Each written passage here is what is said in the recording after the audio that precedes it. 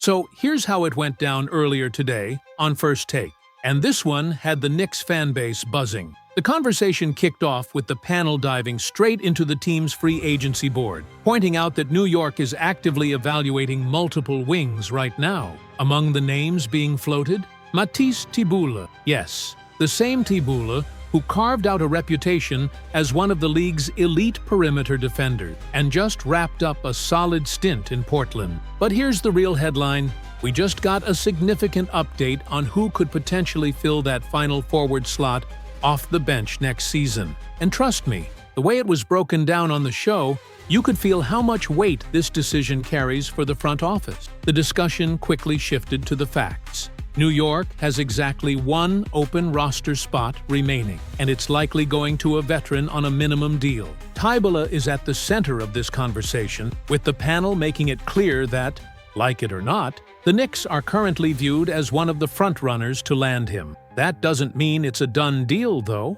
Thybulle could still choose to stay in Portland or find a bigger role elsewhere, and if that happens, the Knicks' front office would need to pivot fast. From there, First Take analysts dove deeper into what that strategic pivot might actually look like for New York.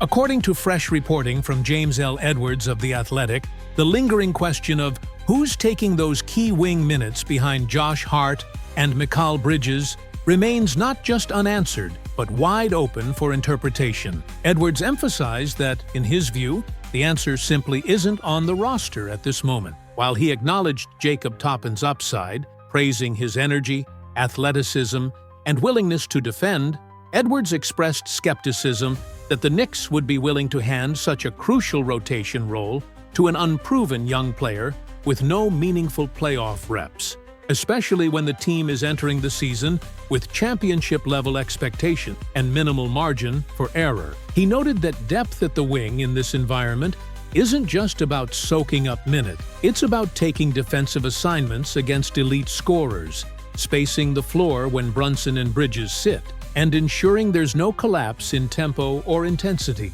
against second unit. That's when the conversation naturally shifted to Miles "Deuce" McBride, a player who has consistently earned praise for his defensive tenacity and unshakable mentality. Edwards argued that McBride's skill set is at its best when he's deployed as an off-ball guard, where his quick hands, defensive instincts, and spot-up shooting ability can truly shine without the added responsibility of defending bigger forward. However, he didn't completely shut down the idea of McBride absorbing some wing minutes if the Knicks opt to fill the position internally. The panel wrestled with that possibility. Some analysts pointed out that McBride's versatility, improved decision-making, and steady growth suggest he could surprise people if given an expanded role. Others, however, cautioned that pushing him into heavy wing minutes could blunt his strengths and leave the team exposed against taller matchups. The debate underscored the tension between banking on internal development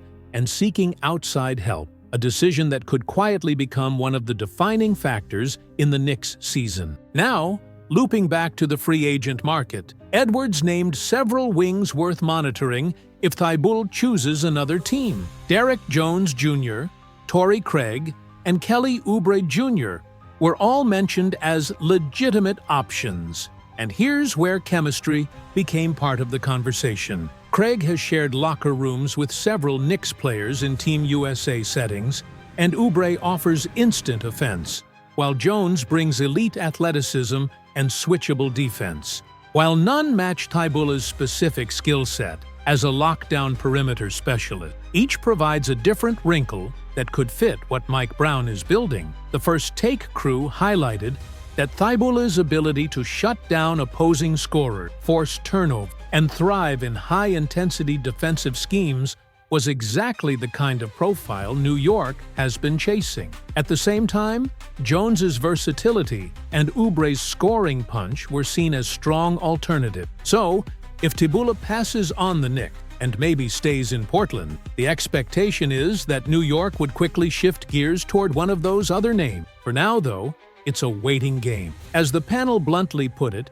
everything stopped until Matisse Thybulle decides. Multiple teams are circling, but New York clearly views him as a priority target, holding their next moves until his future is settled. Once that domino falls, the market for other free agents will open up, and the Knicks will either have Thibault in their wing rotation, or they'll be hunting for their next best option. And that brought the conversation right back to McBride. Edwards' point stuck in the air. Could Deuce really slide into that secondary wing role and thrive against bigger matchups? Some at the table said they'd be surprised. Others weren't so sure. But one thing was unanimous. Whatever route the Knicks take, it's going to reveal a lot about how confident they are in their current depth at the forward spots, and just how aggressive they're willing to be to keep pace in an increasingly competitive Eastern Conference. It's possible that Deuce has some untapped versatility we haven't fully seen yet, but it's just as possible that he doesn't. If Mike Brown wants to experiment with him in spot minutes at the 3,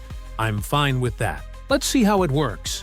Maybe Deuce surprises us and does well there. If it doesn't work, like many of us expect, then you make an adjustment. Maybe you lean more on Josh Hart's flexibility. Or maybe, as James Edwards suggested in his article, the Knicks haven't even signed their wing depth piece yet. That player could end up being Thibault, Derek Jones Jr., or maybe even Torrey Craig. At this point, we have no idea exactly where the Knicks stand. We know Thibault is on the radar, along with a couple of other names, but beyond that, the picture isn't clear. What I do know for certain is that Kevin Love is absolutely not part of that picture, and probably never was. Let's put that rumor to rest. Thanks to Brett Siegel, an NBA insider at Clutch Point, we can. According to him, and as shared by NBA Central, word around the league is that Love wants to end up in Los Angeles. Yes, there were whispers about New York, but there's no real interest from the Knicks.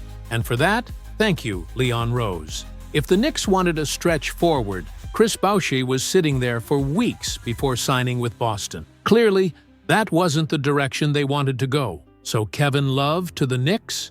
Never happening. If he's headed anywhere, it's probably to the Lakers. And good luck to him, if that's the case. Back to the Knicks. Whoever they sign to fill that final roster spot, it doesn't change the bigger picture. This team, as currently constructed, is a legitimate contender. Every move in free agency, every trade over the past few seasons has been building toward this moment. The Knicks are one of the favorites to win the championship next season, and the odds reflect that. Our channel sponsor FanDuel has the Knicks at $8,000 to make the playoffs, with the no option sitting at +400. In other words, don't bet against them. They're not just favored to make the playoffs, they're considered a threat to win it all.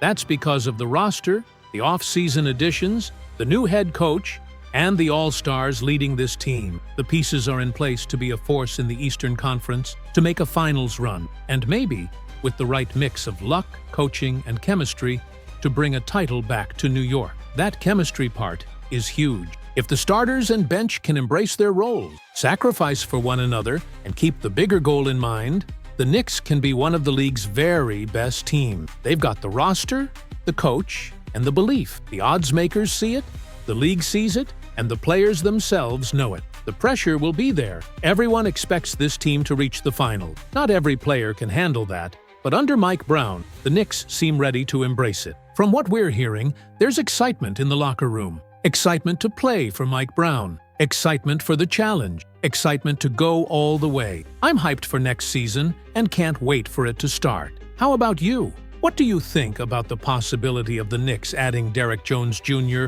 or Torrey Craig? If Matisse Thybulle is off the table, drop your thoughts in the comments, because I'd love to hear from you. That's it for this episode. Thanks for watching. If you enjoyed it, hit the like button, leave a comment, and don't forget to subscribe. Until next time, Knicks fans, take care of yourselves, your families, and each other. Peace.